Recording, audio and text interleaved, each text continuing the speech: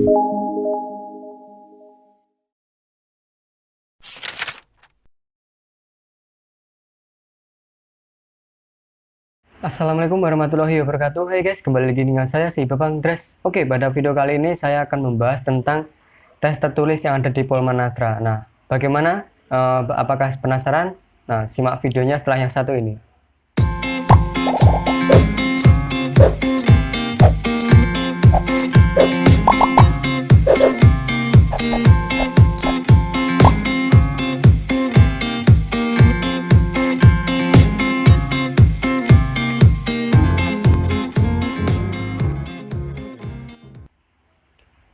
Oke, kita langsung menuju ke pembahasannya, yaitu tentang tes tertulis yang ada di Polmanastra.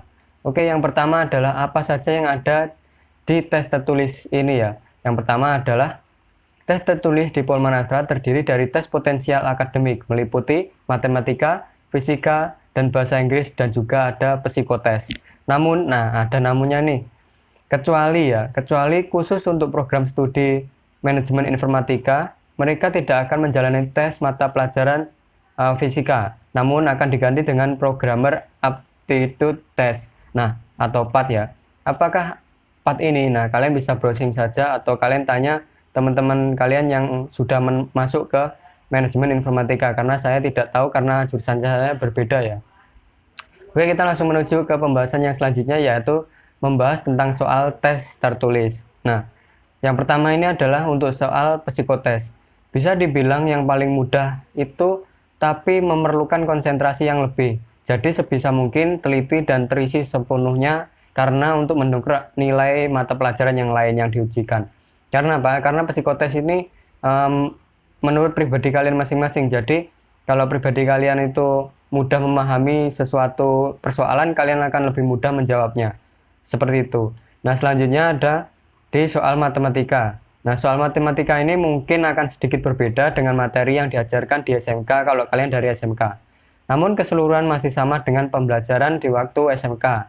Dan untuk referensi belajar kalian bisa mencari di Google ataupun di YouTube dan lain-lain. Atau kalian bisa belajar dengan teman kalian yang dari SMA. Karena apa? Karena yang dari SMA itu pasti memiliki jam terbang tinggi atau jam terbang yang lebih dalam mata pelajaran matematika, fisika, dan lain-lain. Kalau di SMK kan hanya segelintir yang dipelajari, seperti itu. Yang selanjutnya ini adalah soal fisika. Soal fisika ini lebih ke logika dan tidak terlalu sulit. Karena apa? Karena kalau ya semua orang pasti memiliki logika lah, gitu ya. Jadi kalau logika kalian itu main, kalian pasti lebih mudah menjawab soal di fisika ini. Selanjutnya ada di soal bahasa Inggris.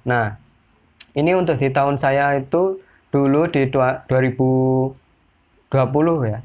Dari 2020 itu saya mengerjakan di soal bahasa Inggris ini dalam bentuk soalnya itu bentuk soal cerita. Dan kita diminta untuk menentukan beberapa sinonim dari beberapa kata di dalam cerita tersebut.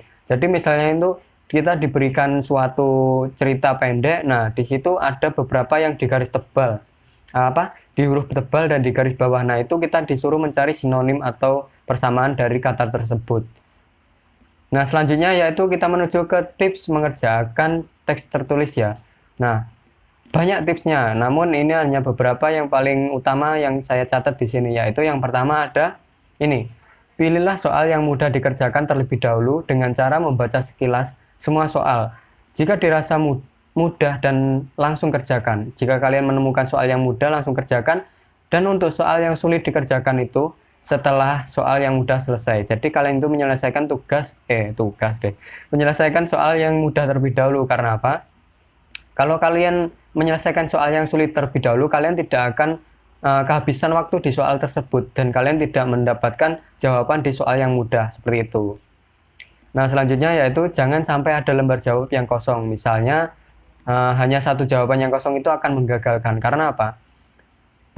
Karena gini, kalau kita tidak ada jawaban atau kosong ya, itu sama saja kita tidak berusaha menjawab. Maka dari itu, untuk menanggulangi itu, jawablah meskipun jawaban kalian itu nyerempet gitu ya. Karena apa? Karena kalau kalian seperti itu, mungkin kalian masih bisa dibilang kalian masih berusaha untuk menjawab. Ini, jika waktu habis dan masih ada yang kosong, kalian boleh menjawabnya dengan seadanya dan sekiranya mendekati dengan benar. Jadi jangan sampai ada jawaban yang kosong, gitu saja. Nah, selanjutnya ini ada, ini sekali lagi ya, perlu diingat, ini perlu digarisbawahi, yaitu bahwa semua soal itu wajib diisi dan wajib dijawab. Lebih baiknya jika jawabannya itu semuanya benar dan jangan ada yang sampai kosong walaupun hanya satu soal. Karena apa? Itu menggambarkan kalian kalau itu ada yang kosong, itu berarti kalian tidak berusaha untuk menjawabnya dan tidak berusaha untuk mencari jawaban dari soal tersebut, gitu ya. Lebih baik dijawab meskipun itu ngasal, cuman nyerempet-nyerempet sama soalnya, seperti itu ya. Nah, selanjutnya yaitu tips yang lain itu adalah pelajari semua materi yang telah diberikan di waktu sekolah ya. Meskipun dari SMK atau SMA, kalian bisa belajar bersama untuk mempersiapkan tes ini. Dan bisa menambahkan pengetahuan melalui YouTube dan lain-lain. Kalian bisa mencari di Google, atau kalian bisa belajar bareng seperti tadi yang saya bilang itu, belajar dengan anak SMA itu karena banyak materi matematika, fisikanya banyak, dan bahasa Inggrisnya. Kalau di SMK itu lebih ke tekniknya. Nah, dan selanjutnya ini adalah saran sebelum mengerjakan tes tertulis. Nah, ini saran dari saya ya, kalian itu setelah berusaha tadi yang saya sebutkan tadi, jangan lupa untuk berdoa ya. Dan lebih baik bagi yang muslim itu sholat malam diniatkan untuk hajat teman-teman sekalian. Karena apa? Karena sholat malam itu bagus banget, bener, saya sudah merasakan hal tersebut tahun lalu itu ya. Nah, selanjutnya itu ada saran yang terakhir, ini adalah restu orang tua ya. Jadi sebelum tes berlangsung, minta izin ke kedua orang tua kalian, karena restu kedua orang tua itu adalah doa yang mustajab, dan kalau kalian direstui itu jalan kalian itu akan diperlancar, seperti itu. Selanjutnya ini adalah ini, jangan begadang jika besok tes jadwal tertulis kalian. Jadi misalnya hari ini tes tertulis, tadi malam itu kalian tidurnya maksimal jam 9 lah kalian bisa tidur. Atau ya paling kalau nggak bisa tidur maksimal jam 10. Pokoknya jam 10 ke atas harus sudah tidur.